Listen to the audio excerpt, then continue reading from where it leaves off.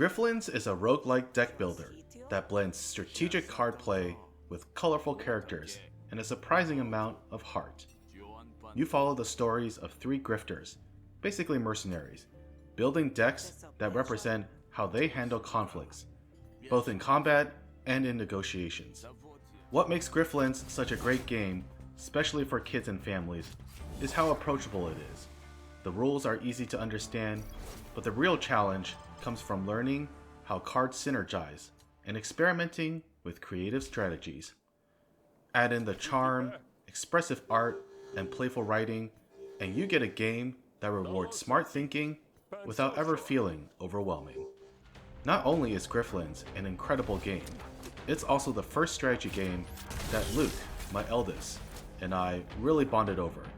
And I think that says a lot, because like most families, the first games we played together were couch co-op staples like Mario Kart 8 Deluxe and Super Mario Party.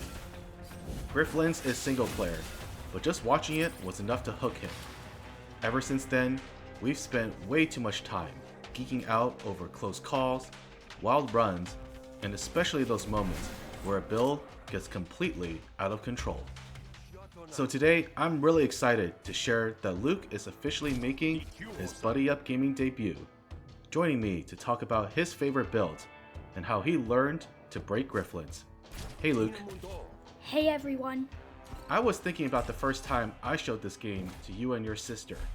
I just finished my first successful runs with Sal and Rook, and I was starting Smith's campaign. I let you listen in on a negotiation, and you both completely lost it at the stuff he was saying.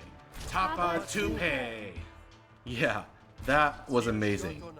Griftlands has incredible depth and really tight design, but honestly, I think a lot of players first get hooked by its charm. And Smith has a lot of charm. More like alcohol, Dad. Okay, yes, alcohol. Anyway, in this video, we wanted to showcase a very specific way to play Griftlands. Because it's a roguelite, a big part of the fun is learning how to deal with bad luck. Sometimes the draft gods smile on you, and you cruise through a run with a god-tier deck. Other times, you have to really know the game and squeeze value out of whatever you're given. But sometimes you don't want to struggle. You just want to mess around with the best cards and see how broken things can get. Like in Pokemon, I'm not building a deck around random commons. I'm using stuff like Charizard VMAX or Pikachu Illustrator and going all in. Fair point. And I think the Griftlands devs totally get that, because the game gives you a ton of custom game options. Whether you're playing campaign or brawl, you can tweak your run in two big ways. First, you can disable card sets. Card sets unlock as you complete runs, and while they give you access to powerful cards, they also add a lot of filler. Turning off sets you don't care about dramatically improves your odds of drafting what you actually want. Second, there are mutators, which straight up change how the game works. Luke, which ones do you use for the builds we're showing today? It depends on the character. There are three main ways to draft cards with mutators. First, you got the Battle Bundle and Negotiation Bundle, which let you draft on top of the base deck, basically the normal game, just faster. I used that for Rook's Infinity Negotiation build. Then there's Charisma and Veteran, which you draft a fresh 10-card deck for negotiations or combat, but you're forced to keep everything you pick. No selling bad cards for money.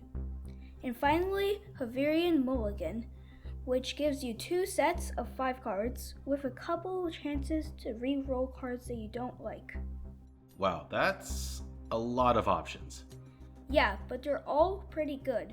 I usually use Charisma for negotiation decks and Havarian Mulligan for combat.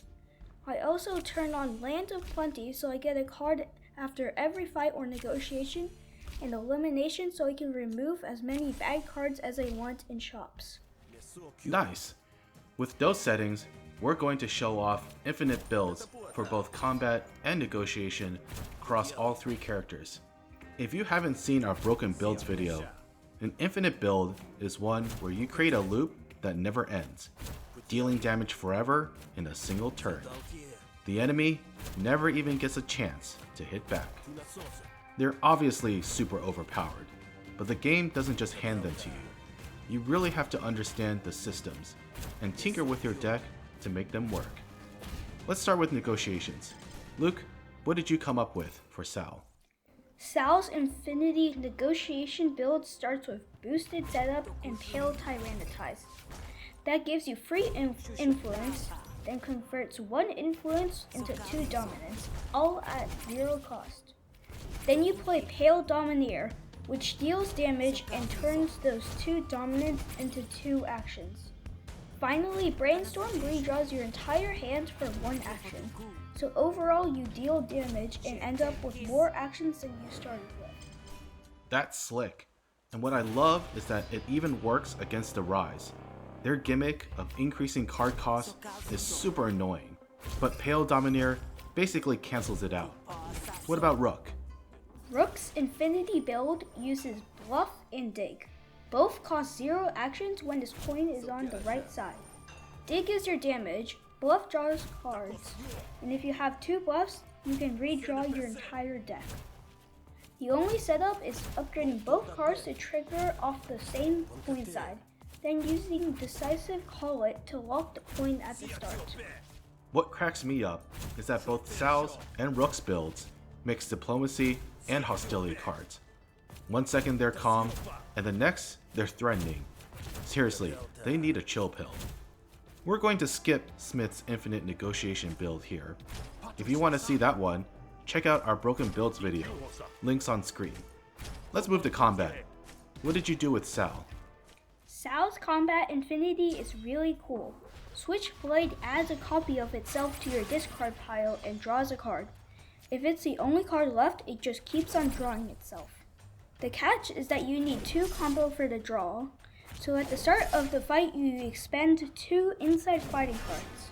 That way every Switchblade attack generates the combo it needs. This only works if you start with 4 actions or have Exertion. That's wild. I've used inside fighting a ton, but never like that. What about Smith? Smith doesn't have 0 cost attacks, but he has Gamble, which gives actions when it hits its threshold. Gamble can't be boosted by power or adrenaline, but Mean Streak lowers the threshold of all cards, and that does affect Gamble. So you guaranteed Mean Streak's triggers with something like Fire Breather, then use Inspirational Blow to redraw your hand. From there it lives. Of course, Smith's Infinite build is literally a gamble. That tracks. We're skipping Rook's Combat Infinite since it's pretty straightforward. Visionary Char gives actions if the enemy has burn, and you can probably guess the rest. What I really want to know is how you figured all this out. These builds use cards I've barely touched. How did you connect the dots? There are these really detailed Steam guides by True Mortal. They explain all this stuff and even call out some of these Infinity builds directly. Yeah, those guys are fantastic, and I've linked them in the description. Once you understand the basics of Griftlands, they're an incredible resource. Just keep in mind, they're written for Prestige 7, the hardest difficulty. If you're playing casually, don't be afraid to try the bad cards. Experimenting is half the fun. Unless you see Intensify, you'd be an idiot not to pick that. Okay, fair. And that's really what Griftlands is all about. Learning the systems, experimenting, and sometimes pushing the game so far it snaps in half. Whether you're chasing infinite loops or just trying to make a deck that feels good to play, those moments of discovery are what makes this game special. And honestly, getting to share that with your kids or your family is what makes it even better. Thanks for joining me, Luke. We'll see you all in the next video. Tapa Tupe!